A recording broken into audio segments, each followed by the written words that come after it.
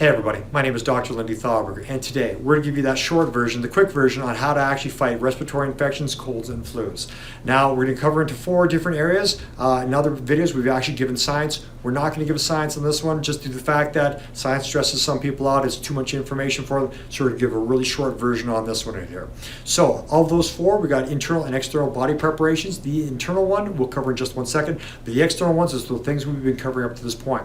Washing your hands with soap and water for a good 20 seconds. What you'll do is you'll rupture the outside of the virus so it can actually spill its contents into the sink. You're in essence killing the virus by doing that. At the same point, covering your mouth, nose with a face mask, PPE, or wearing gloves, depending on your amount of level of coverage you need to actually do.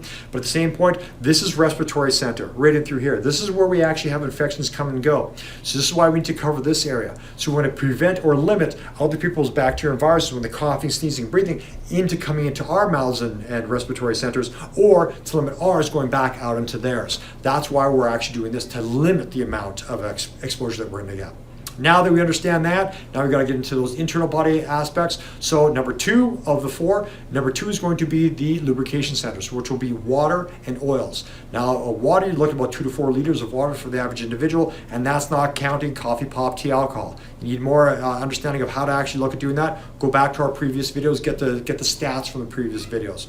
Otherwise, what you'd be looking at doing is that you want to be boosting up your good oils, olive oil, flax oil, fish oils, and that's good for knocking down inflammatory responses at the same point of lubricating up the lungs.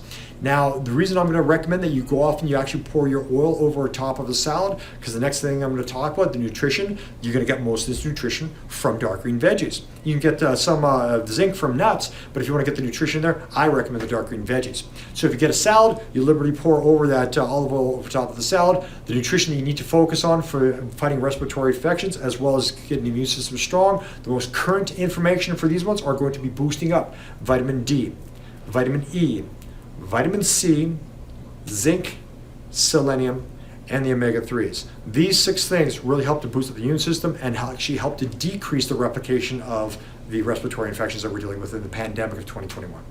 And the last thing, the physical component, there's a physical stretch we have to be looking at doing up the neck of these sort of things. It's very, very specific. If you're watching this video, you now have the current information. Our previous video was good, but now we actually have a better way of stretching, so we're going to actually give you the modified version.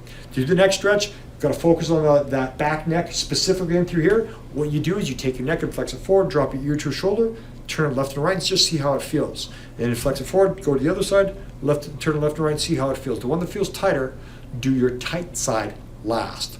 So when you do these stretches, exactly how we do it, flex your head forward, ear to a shoulder. When you find the spot that's most tight, take your head from where it's at right now. We're not going to separate those shoulders and neck and stretch them. We're going to take it from here and take it straight up to the ceiling, all the way up like that. Now that we're looking up to the ceiling, we're going to do 3 different components. We're going to do a yes component. I'm going to go up and down like this, stretch that out a little bit more. Then I'm going to do a no component. I'm going to go back and forth a little bit, stretch that one out a little bit, and we have a rotational component. I'm going to go back away from the shoulder, and then pull into the direction I'm leading. Back away and back into it, back away and back into it. And then you would do that about 3 times per side.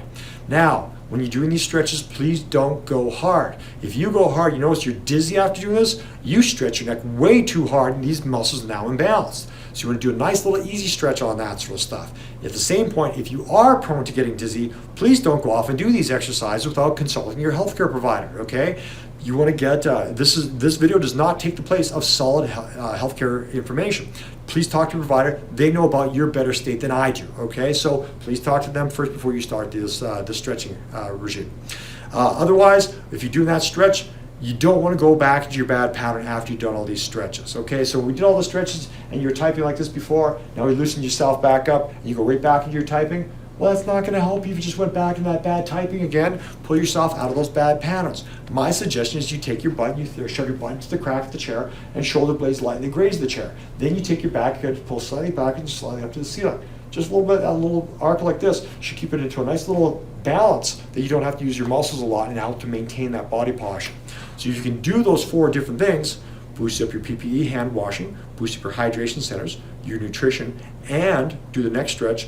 These are the 4 things going to get your body function better for the cold flu symptoms and the respiratory infections that we're dealing with 2021. Okay, so again, try to focus on those 4 things right there. Now, at the same point, if you like this information we just talked about, give us a little thumbs up. Let us know we're on the right track for getting the information you want to hear. At the same point, you got any family, friends that are going to be stressed out about this stuff, they're worried about the pandemic coming up, please send this video out to them. Help them actually understand there's some other things you can do to actually help to decrease the symptomology of the cold flu symptom or respiratory infections. Okay, hopefully this information was good for you. Come back and hear other information we've got in the future. Otherwise, you're trying to have yourself a good day, and we'll talk to you soon. All right, bye.